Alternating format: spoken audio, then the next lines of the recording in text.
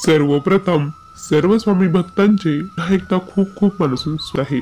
स्वामी भक्तांनो, आज आपण जयसिंगपूर येथील रहिवासी असलेल्या एका स्वामी सेवेकरी ताईंचा त्यांच्या शब्दामध्ये खूप सुंदर असा अनुभव बघणार आहोत. चला तर मग या सुंदर अशा अनुभवाला सुरुवात करूया. तत्पूर्वी तुम्ही जर आपल्या या चॅनलवरती नवीन असाल तर सबस्क्राईब करायला विसरू नका, कारण असेच रोज स्वामींचे नवीन नवीन अनुभव या चॅनलवरती येत असतात. ताई म्हणतात, सर्वप्रथम सर्वांना श्री स्वामी समर्थ. महाराजांच्या चरणी त्रिवार वंदन.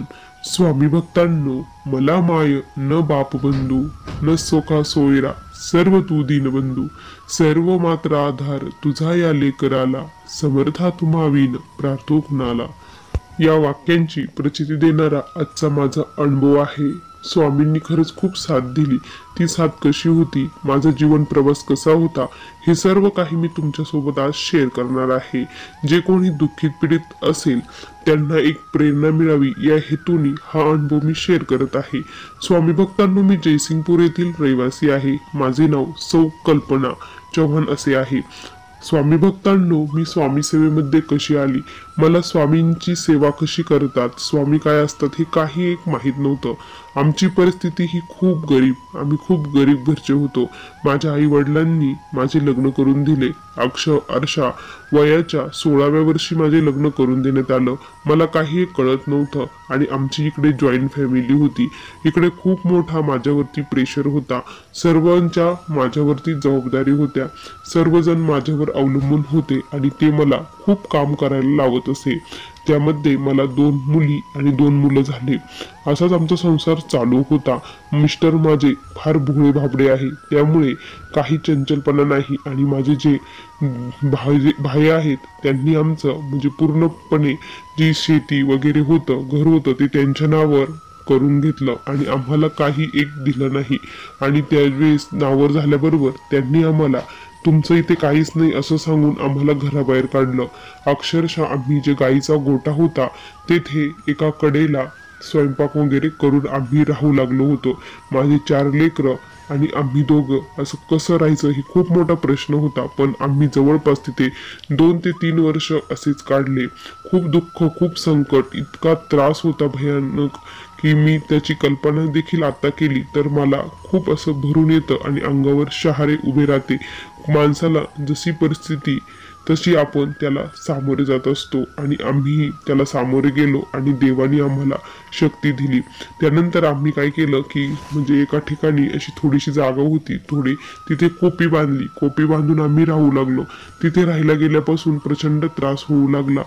माझा जो 2 नंबरचा मुलगा होता तो खूप आजारी असायचा. तो झाल्यापासून त्याला खूप त्रास व्हायचा आणि तो खूप सतत कंटिन्यू आजारी असायचा. आम्ही त्याला खूप हॉस्पिटलही केले. जे कामाचे पैसे यायचे ते सर्व पैसे हॉस्पिटलला जात होते. आमच्या जे शेजारी होते ते खूप डेंजर होते. ते म्हणजे कुणाला ना कुणाला ते करणी बाधा करतच असायचे आणि त्यांनी मला आणि माझ्या मुलाला प्रचंड करणी बाधा केली होती. कारण माझा मुलगा जो होता तो त्याला देवाचं फार वेड होतं. तो सकाळ संध्याकाळ देवाची आरती वगैरे करणे अशी त्याचं चालायचं, फुलं वगैरे आणणं, आणि त्याच्यावरती करणी बाधा त्यांनी केली. ज्यावेळेस त्याला असा ताप आला म्हणून आम्ही त्याला हॉस्पिटलला नेलं आणि हॉस्पिटलला नेलो आणि ज्यांनी करणी बाधा केली होती ते त्याला बघण्यासाठी आले आणि त्यांनी एक चक्कर मारला, विचारपूस केली आणि ते तेथून निघून गेले. ज्या क्षणी ते तेथून निघून गेले त्या क्षणी माझ्या मुलाने जीव सोडला आणि माझा मुलगा गेला. आमचा 10 वर्षाचा मुलगा आमच्या हातून गेला. हे खूप मोठं संकट माझ्यावरती आलं. मी खूप खचून गेली होती आणि त्यानंतर मुलाला 13 दिवस झाले असतील की मला प्रचंड भयानक त्रास होऊ लागला. इतका त्रास होत होता ना की मी खूप बडबड करत होती, काहीही बडबड करायची, अक्षरशः कुठेही पळायची. एक वेडा माणूस कसं करतं त्या पद्धतीने मी करू लागली होती. सर्वजण मला वेडी वेडी म्हणत होते. माझ्या घरच्यांना मला सांभाळणं फार अवघड झालेलं होतं. खूप बाहेरचं बघितलं. सर्वजण सांगायचे की तुम्हाला म्हणजे बाहेरची पिढा लावलेली आहे, करणी तुमच्यावरती झालेली आहे.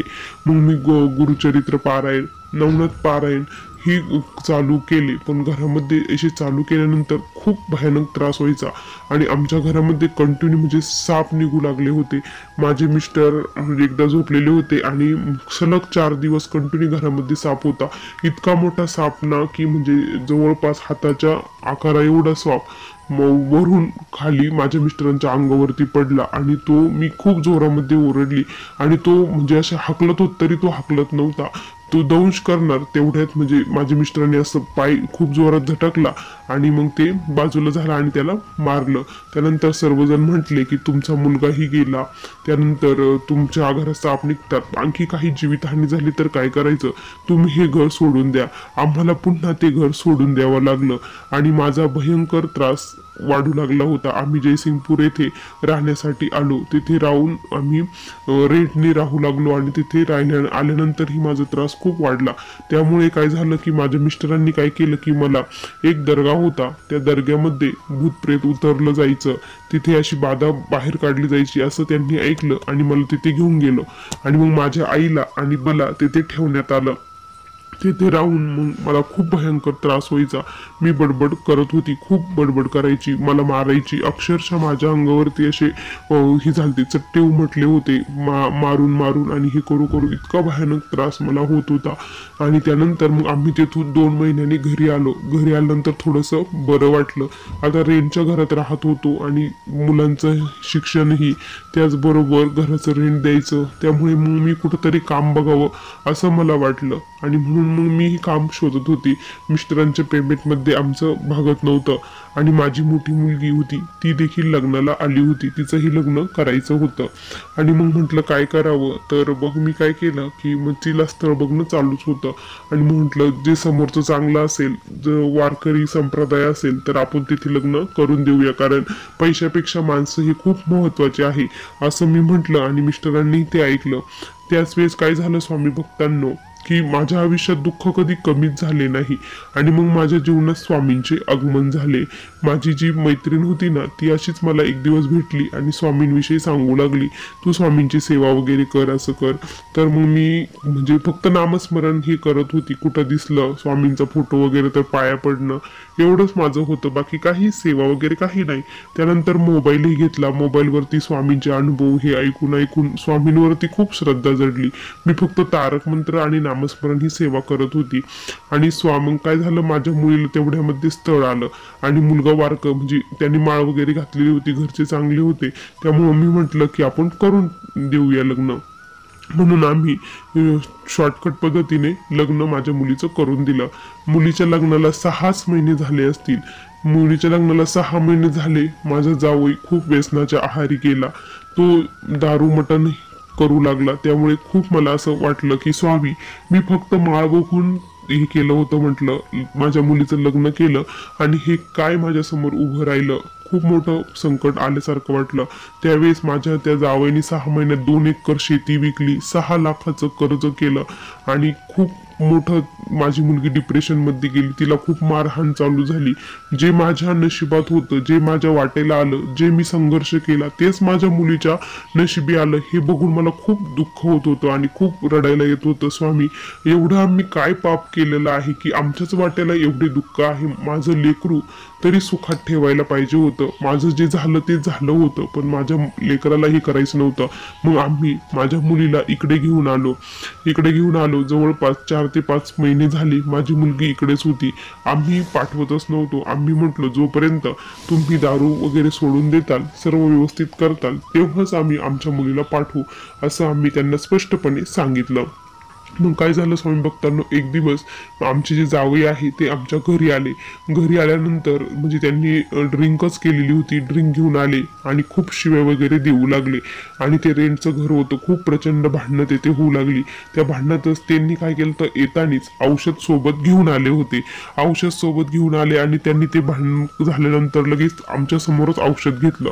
औषध घेतल्यानंतर आम्ही खूप घाबरलो. आता जर यांना जर काही झालं तर यांचे आईबाप म्हणतील की तुम्हीच आमच्या मुलाला मारून टाकलं. खूप मोठं हे झालं होतं आणि इतकं प्रचंड दुःख, काय करावं काहीच कळत नव्हतं, कोणाचाच आधार नव्हता, कोणीच नाही.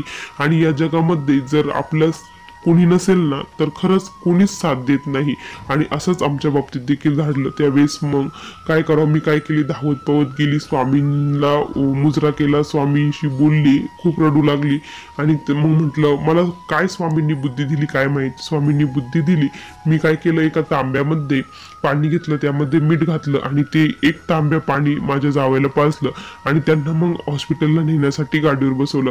जसं त्यांना गाडीवर बसवलं त्यांना प्रचंड उलट्या झाल्या. उलट्या झाल्यानंतर हॉस्पिटलला गेलो, डॉक्टरांनी ऍडमिट वगैरे केलं. ऍडमिट केल्यानंतर म्हणजे ऍडमिट केलं आणि सर्व व्यवस्थित झालं. 5 ते 6 दिवसामध्ये त्यांना डिस्चार्ज मिळाला आणि ते घरी आले. त्यानंतर म्हटलं स्वामी खरंच खूप मोठ्या संकटातून तुम्ही काढलं. मग आम्ही आमच्या मुलीला पाठवून दिलं. पाठवल्यानंतर थोडे दिवस ते चांगले राहिले आणि पुन्हा त्यांचं तेच सुरू झालं, बेकबे आणि बेदुनी 4. म्हटलं काय करावं. मग आम्ही म्हटलं की आम्ही पुन्हा आमच्या मुलीला घेऊन येऊ आणि कधीच पाठवणार नाही म्हटलं, असं आम्ही त्यांना ठामपणे सांगितलं. त्यानंतर मग मी काय केलं की स्वामींना म्हटलं की स्वामी तुमच्या मी 5 वाऱ्या करीन म्हटलं, पण मला हे माझ्या मुलीचा संसार सुखी करा म्हटलं. तुमच्या दर पौर्णिमेला मी वाऱ्या करीन आणि मी अशी लोटांगण घालून हे करेन म्हटलं, येईल म्हटलं. आणि मग मी काय करायची स्वामी भक्तांनो, सोलापूरपर्यंत जायची आणि तिथून मग मी लोटांगण घेत घेत स्वामींपर्यंत एक पौर्णिमा मी केली. अक्षरशः ते लोटांगण घेऊन घेऊन माझ्या हाताला पायाला असे चट्टे निघले, खूप आग व्हायची, खूप दुखायचं. असं करत करत माझं म्हणजे 3 पौर्णिमा झाल्या असतील. आणि मग 3ऱ्या पौर्णिमानंतर मला स्वप्न पडलं की म्हणजे पुन्हा रिपीट मी माझ्या घरी लोटांगण घेत घेत येत आहे, असं मला स्वप्न पडत होतं. हे स्वप्न का बरं पडत होतं हे मला काही कळत नव्हतं. मग मी मोठ्यांना विचारलं, त्यावेळेस ते म्हटले अगं तुझ्यासोबत स्वामी येत आहे म्हणून तसं तुला स्वप्न पडत आहे, तुझी सेवा त्यांच्यापर्यंत पोहोचत आहे, असं त्यांनी सांगितलं. त्यानंतर मग खरंच माझ्या 5 किटी झाल्या आणि जावयांमध्ये हे झालं. आणि मुलीलाही सांगितलं होतं तारक मंत्राचं तीर्थ त्यांना रोज देत जा, आणि मग ती देत होती. आणि मग माझ्या जावयाला छान जॉब लागला, 60,000 रुपये त्यांना पेमेंट झालं आणि ते छान सोयीला लागलं आणि मुलगीन ते आनंदी झाले. आमचं जे दुःखाचं वादळ होतं ते सुरूच होतं, कारण त्यामध्येच काय झालं की माझ्या मुलाचा प्रचंड मोठा ऍक्सिडेंट झाला, तो मरता मरता वाचला. आता 2 जण गाडीवरती येत होते, गाडीवर येताना टेम्पोने त्यांना उडून दिलं. ज्यावेळेस टेम्पोने उडवलं त्यावेळेस त्याच्यासोबत जो मुलगा होता तो जागेवरती गेला आणि माझा मुलगा हा खूप सिरियस होता, त्याला ऍडमिट करण्यात आलं. आम्ही सर्वजण हॉस्पिटलमध्येच होतो, कुणाचाही आधार नव्हता स्वामी भक्तांनो. एवढे मोठे खड्डे, एवढे मोठे दुःख आयुष्यात येत होते, पण एवढी शक्ती ते पचवण्याचं कोण देत होतं हे कळत नाही. कारण दुःख जर भगवंत देत असेल तर शक्ती ही भगवंतच देतो. स्वामींनी खूप शक्ती दिली ते लढण्यासाठी माझ्या मुलाला. मी स्वामींना म्हटलं, एक लेकरू तुम्ही माझ्यापासून हिरावून नेलं, आता ह्या लेकराला तरी माझ्यापासून हिरावून नेऊ नका. तुम्हाला माहित आहे कुणाचाही आधार नाही, आता याचाच खूप मोठा आधार आहे. हा जर शिकून जर काही जर यांनी केलं तर आम्ही व्यवस्थित होऊ, नाही तर आमचं जीवन असंच चालेल. माझे जे भोग आहे ते मी भोगते, पण लेकरांच्या वाटेला काही होऊ देऊ नका, असं स्वामींकडे विनंती केली. आणि माझे मुलगा म्हणजे जवळपास त्याला 8 ते 15 दिवस हॉस्पिटलमध्ये ठेवलं, त्याची गॅरंटी दिली नव्हती, पण तो वाचला आणि घरी आला. घरी आल्यानंतर मग माझी सेवा ही आणखी जोरात सुरू झाली. पण काय झालं त्या दरम्यान मध्ये आमच्या घरी प्रचंड हे भांडणं होत होते. भांडणामुळे काय झालं की जे शेजारचे आहे रेंटने राहत होतो ते म्हटले की तुमचं रोजच झालं आहे, तुम्ही प्रचंड भांडणं करता म्हणे, तुम्ही काय इथं राहू नका, तुम्ही ही रूम सोडून दुसरीकडे जा. आता पुन्हा रूम चेंज करायची. आणि आता आमचं जे गावाकडं हे होतं घर होतं तिकडे जाण्याचा आम्ही विचार केला. म्हटलं आता तिकडे जाऊन आपण राहूया, म्हटलं जाऊ दे आता. त्याच वेळेस काय झालं स्वामी भक्तांनो, परत खूप मोठं दुःख संकट आलं. रात्री मला स्वप्न पडलं की आमच्या गावाकडचं घर हे जळत आहे आणि 2 दिवसांनी आम्ही गावाकडची घरी जाणार आहे. असं स्वप्न का बरं पडलं मला काहीच कळना. त्याच वेळेस काय झालं की दुसऱ्या दिवशी दुपारी फोन आला की तुमचं घराला आग लागली आहे. हे ऐकल्यानंतर तर पायाखालची जमीनच सरकली. जे काही होतं नव्हतं ते सर्व काही जळून गेलं. कारण मी इकडे फक्त खाण्यापुरते भांडे वगैरे आणलं होतं. माझा जो काही संसार होता तो सर्व तिथेच ठेवलेला होता. आता ते सर्व जळून खाक झालं होतं. हे ऐकल्यानंतर मला खूप असं हे झालं आणि म्हटलं पुन्हा तिकडे जर गेलं तर पुन्हा तोच त्रास सुरू होणार आहे. पण मग काय झालं, आमच्या गावातील लोकांनी आम्हाला जे काही सामान होतं ते सर्व म्हणजे सामान, मुलांना कपडे वगैरे, गॅस वगैरे, शेगडी, ते जे काही भांडे होते ते भांडे वगैरे गावाकडच्या लोकांनी वर्गणी केली आणि आम्हाला दिलं. आणि आम्हाला जे घरकुल होतं तेही पास करून दिलं. घरकुल पास झाल्यानंतर मग आम्ही तिथेच घर बांधलं. घर बांधून तिथे राहू लागलो. आणि जो त्रास मला सुरुवातीला झाला होता तो त्रास पुन्हा होऊ लागला, पण यावेळेस त्याची तीव्रता फार कमी होती.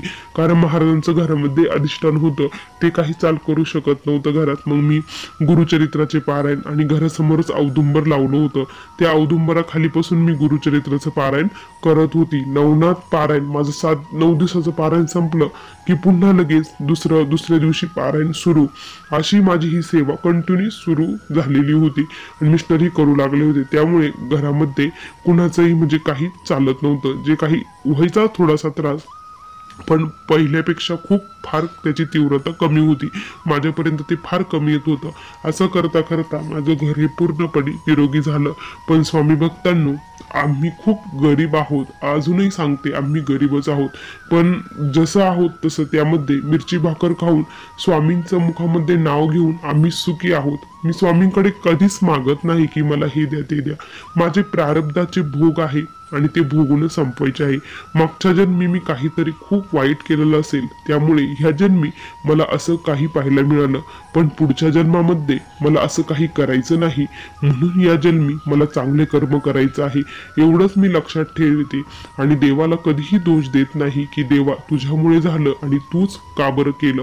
जे काही दोष द्यायचे ते मी माझ्याच कर्माला देते आणि मलाच देते आणि असं करत असते. स्वामी भक्तांनो, खूप मोठे संकट आहेत, खूप आयुष्यामध्ये संघर्ष आहे, पण स्वामींची साथ आहे, स्वामी सोबत आहे, त्यामुळे लढायला काहीच वाटत नाही. असा मला आलेले हे स्वामींचे अनुभव होते. स्वामी कृपेने आज आम्ही सर्वजण खूप सुखी आहोत. श्री स्वामी समर्थ. बघा स्वामी भक्तांनो, किती सुंदर अनुभव होता. खरंच ताई, तुमच्या संघर्षाला सलाम आहे. असा संघर्ष खरंच एक स्त्री कशी करू शकते. खूप भयानक तुम्ही सोसला आहे आणि स्वामी कृपेने इथून पुढे तुमचे सर्व चांगले दिवस नक्की येणार, हे मी तुम्हाला सांगतो. श्री स्वामी समर्थ.